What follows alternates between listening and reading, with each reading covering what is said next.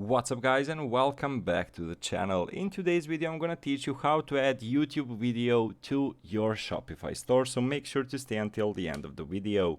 But before we move on, it would mean a lot if you subscribe to our channel and hit that notification bell as well. So let's jump to it. So first step, of course, is to find the YouTube video you want to add to your Shopify store and copy its URL address. Second step is embed responsibly, so head to embed responsibly and paste the link you copied into the box of the respective channel, in this case YouTube, and click embed. After it, select and copy the entire snippet code that appears below, which is over here as you can see.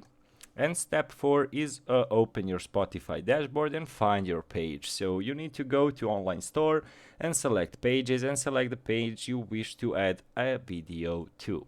So then what you want to do is click insert video and add embed code. And finally, from the formatting icon panel, select insert video, which is this camera option over here. So in the pop-up window, paste your responsive video embed code and select insert video. And basically, to add a video to your product gallery, navigate to shopping dashboard, select products and select the product you wish to edit. Under the media section, select add from URL and paste the video link.